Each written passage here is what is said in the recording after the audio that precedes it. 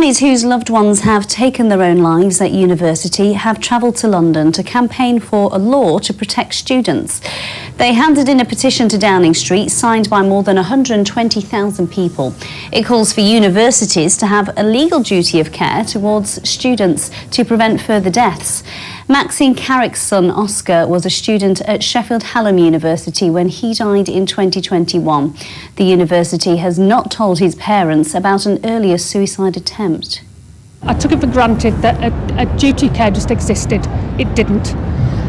So I think people are listening now and people are realising that actually, you know, they're people's children, they're people's brothers, sisters, and we want them to come home. We want them to go to university, have a great time, learn new skills, meet new friends, but come home.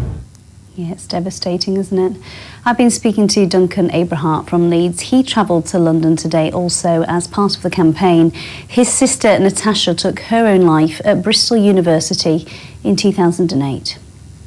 Natasha was very bright academically. She really wanted to understand how things worked. That's why she went to do physics, so she could understand how the inner workings of the world worked.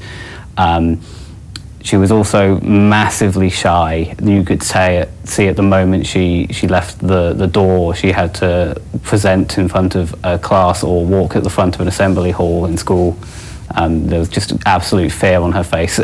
She struggled with anxiety, didn't she, that Bristol University knew about.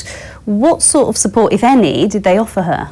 They had a problem with how they passed on information. In the fact that it got to the head of the course where they knew there was a problem, they could see it, and they had meetings and discussions about it, but they didn't implement any changes on how to help Natasha.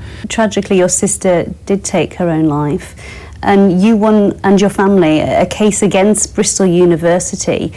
You've now joined this campaign group calling for duty of care for university students to be made legal.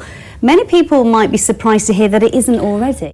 If you've got a disability, you're protected by the Equality Act. If you trip and fall, you're protected by the Health and Safety Act. There's this middle area where there's nothing to protect you as a student. It should ideally look exactly like how employment law handles duty of care, which is, you know, you have a problem, you go see your manager, your boss, and they have a job to sort that out. But as a student, you, for example, you have to present all of your problems with disabilities. You have to fill out all of your forms to apply for mitigating circumstances and get the doctor's note, and it's always on you for every step of the way. And that's what happened with my sister. It's not the compassionate response that you might receive as a university member of staff or in a prison or any of these other places that have their own duty of care. That was Natasha's brother talking to us earlier.